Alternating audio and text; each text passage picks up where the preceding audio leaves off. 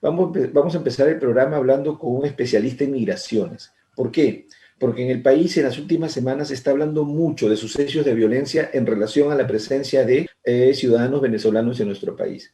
Pero el tema de las migraciones no es nuevo en nuestro país. Nosotros somos precisamente migrantes. Hay millones de peruanos en el exterior que partieron en busca del sueño americano en algunos casos o mayores oportunidades de trabajo y estudio en otros. Por eso estamos con José Keklin. Él es un experto en migraciones de la Universidad Ruiz de Montoya, la Universidad Jesuita, con quien nos vamos a... Él está en Cusco. ¿Cómo está, José? Muy buenos días. Muy buenos días, Rubén. Muchas gracias por la invitación.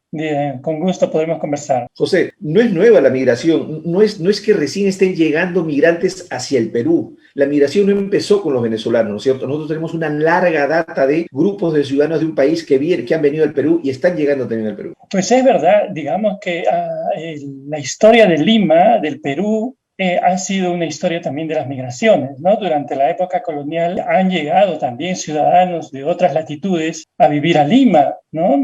Por fuera de España. Algunas comunidades portuguesas, francesas, italianas se asentaron y poco después de la independencia del Perú también vinieron muchos migrantes europeos, ¿no? Todavía en el Perú tenemos apellidos italianos, tenemos apellidos franceses, tenemos apellidos portugueses, ¿no? Y de la propia España también comenzaron a llegar. Más adelante, digamos, empezando el siglo XX, hemos tenido una migración china, una migración japonesa, luego también hemos tenido una migración tirolesa, que se asentó en el valle de Oxapampa, Posuso. Entonces, el Perú ha recibido, aunque no con la magnitud de ahora, pero siempre hemos tenido de a pocos una migración. En la segunda mitad del siglo XX, Lima particularmente recibió una migración interna fuerte e intensa que redibujó pues Lima. La Lima que tenemos ahora no es la Lima señorial de los años 20, 30, 40.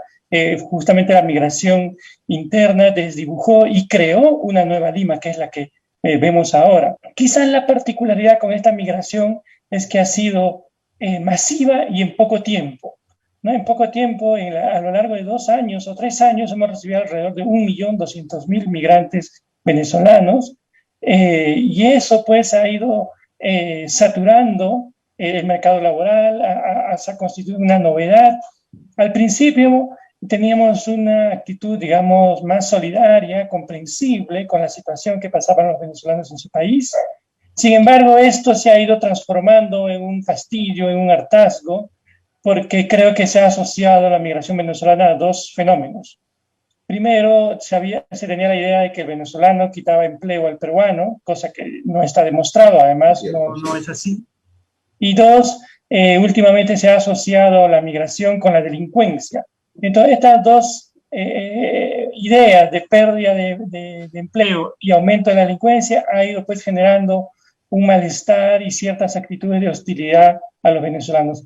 Hay distintos estudios, particularmente nosotros hemos hecho estudios, donde el migrante venezolano se ha insertado en una economía informal. Pues alrededor del 93% de los venezolanos trabajan de manera informal. Entonces, un empleo, digamos, formal, con beneficios, no es lo masivo, ¿no?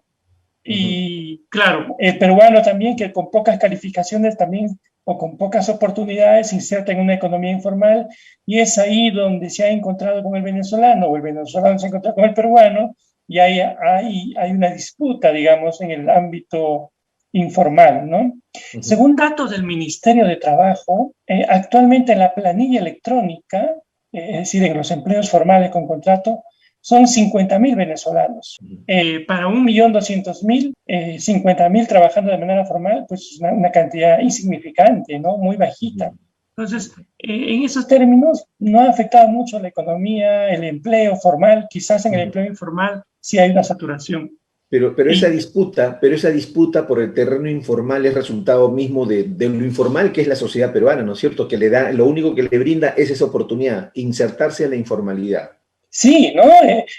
Se calcula que alrededor del 75% de las actividades económicas en el país se desarrollan en el ámbito, en el heterogéneo ámbito informal, porque la informalidad puede ser también drogas, la informalidad también son actividades como la venta de celulares robados, como la venta de autopartes robadas, La informalidad en el país es una cosa heterogénea y también hay que ver ahí qué cosa es la informalidad. Pero en general, entendemos informalidad como aquello que se desarrolla por fuera de las leyes o por fuera de la contribución en impuestos, ¿no? Pero José, la migración ahora asociada mucho a la presencia masiva y rápida de los ciudadanos venezolanos, pero no hablamos de otros fenómenos migratorios que están sucediendo en este momento.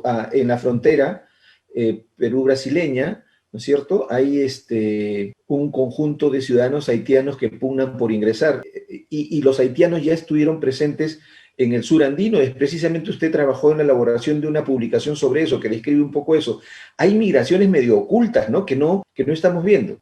Sí, bueno, Haití es un país, digamos, es el país más pobre del hemisferio occidental, el país más pobre de América Latina. Yo he trabajado en Haití 5 años y puedo constatar de primera mano que es un país pobrísimo, no solamente pobre económicamente, sino institucionalmente carece de las instituciones que pudieran encaminar un mediano desarrollo de Haití, ¿no?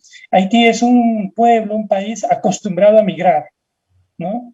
Y después del terremoto del 2010, no digamos que se inició una crisis, sino que agravó la crisis ya paupérrima que tenía. Entonces, tenemos que saber que Haití es un pueblo que migra normalmente al norte, Canadá, Estados Unidos, Francia, ¿no? Muy poco menos América Latina.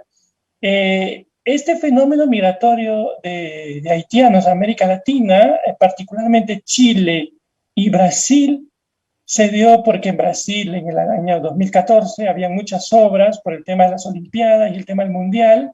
Sin embargo, pasado este boom de la construcción, muchos haitianos se han quedado, como lo han manifestado, sin trabajo, agravado esto por la pandemia, y lo que manifiestan es efectivamente que ellos no tienen intención de quedarse en el país, no la tendrían. El Perú no es un país atractivo para el haitiano, por razones culturales, por razones de lengua, por razones de oferta, ¿no? Entonces les costaría mucho insertarse. Un caso curioso es Chile, donde sí, efectivamente, han tenido facilidades para quedarse, aunque también Chile está revirtiendo las facilidades que daba para los haitianos, están generando muchos vuelos de retorno, una migración de retorno. Pero en todo caso, puedo asegurar que el haitiano no tiene ninguna intención de quedarse en el país. Yo creo que en ese sentido el Estado peruano debería facilitar el ingreso y la salida de los haitianos porque no se van a quedar en el país, ¿no? Normalmente su destino es Estados Unidos, Canadá, en América y Francia, ¿no? Entonces, en ese sentido, creo que se debería facilitar el ingreso y la posterior salida también de los migrantes haitianos. Este movimiento de los migrantes siempre tiene como objetivo eso, buscar una economía sólida en la que se sientan que van a ser mejor acogidos, que van a tener mejor oportunidades, o hay una, digamos, migración desesperada y al primer lugar que lleguen, pues ahí tratan de asentarse. Pues habría que ver los proyectos migratorios, ¿no? Claramente la migración haitiana es distinta a la migración venezolana. La migración venezolana, el 89% de la migración venezolana se ha dirigido a Sudamérica, el 89%. O sea, prácticamente el 90% de los 5 millones de venezolanos están en América del Sur. Y de ese 90% que se ha aceptado en América del Sur, un 79% está en el área andina, Colombia, Ecuador y Perú, aunque el orden es Colombia, Perú, Ecuador. Entonces, la migración venezolana se ha asentado en el área andina, en estos 3 países, porque también su proyecto migratorio es de un probable retorno a Venezuela, por carreteras, son países cercanos, culturalmente más o menos somos lo mismo, el mismo idioma, la misma religión, en fin, digamos, hay ciertas cosas que podrían ponernos en común. Sin embargo, la migración haitiana es distinta, ¿no? Su proyecto migratorio, repito, está al norte, por distintas razones. Ya hay una comunidad haitiana en el norte, en Estados Unidos y Canadá, y que redes de apoyo que reciben a los haitianos, dinero que se prestan y se devuelven luego en los países de destino. Esas redes de apoyo no tienen los haitianos en el Perú, ¿no? Le costaría mucho a un haitiano quedarse en el Perú porque no tiene redes de apoyo, porque no tiene una comunidad previamente establecida, ¿no? Y te decía, el problema del lenguaje también limitaría un poco su presencia en los países de Latinoamérica, ¿no? Sin duda, ¿no? El haitiano habla francés y el creol haitiano, el peruano no habla francés, no habla creol, culturalmente son distintos, religiosamente son distintos, entonces, y no hay, como decías anteriormente, no hay una comunidad de acogida aquí que pudiera ser un soporte para redes de empleo o redes familiares o redes de educación. ¿Se imagina usted un niño haitiano en una escuela en el Perú donde no saben ni francés el peruano, ni español el haitiano? Se hace muy cuesta arriba, ¿no? Correcto. Los procesos migratorios nunca se van a detener, por más que los países de origen de las personas que migran sean sólidamente estables, socialmente estables. ¿La migración siempre va a ocurrir o no?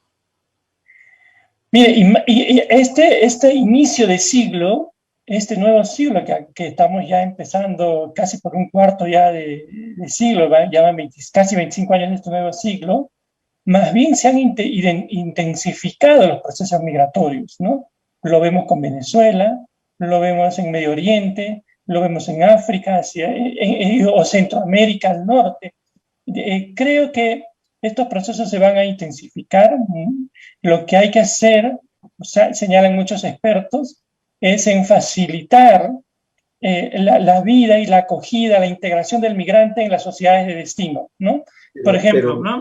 Se dice... Pero siempre, ¿estos fenómenos migratorios siempre van a ser por necesidad, huyendo de algo, o pueden ser parte de un proceso de integración continental, mundial?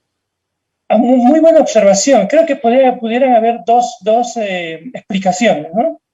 Quizás puede ser por guerras, por situaciones de violencia, violencia interna, guerras, catástrofes naturales. Eso puede también movilizar a las personas. Pero también hay todo un proceso migratorio por acuerdos de integración, ¿no? El Perú tiene muchísimos colombianos trabajando en el país, producto del acuerdo de la Comunidad Andina, ¿no? Al sur tenemos el Mercosur, donde argentinos, brasileños y chilenos pueden laboralmente migrar sin ningún problema. Basta, no digamos ya la Unión Europea, donde cualquier ciudadano de un país puede trabajar independientemente de su nacionalidad o sus calificaciones en otro país. Entonces, la migración puede suceder por guerras, conflictos internos o desastres naturales, o por estos procesos de integración que ya se están cuajando y fortaleciendo en muchas partes del mundo, ¿no? Ok. José, ha sido un placer conversar con usted. Ha sido un placer conversar con usted y estoy seguro que vamos a repetir estas conversaciones porque sobre el proceso migratorio que va a seguir siendo constante y sobre los hechos de noticia que casi siempre, un poco por el morbo de los medios de comunicación, van a vincular a los migrantes a hechos de violencia, pues va a ser siempre necesaria una explicación un poco más racional. Muchas gracias por haber atendido nuestro llamado.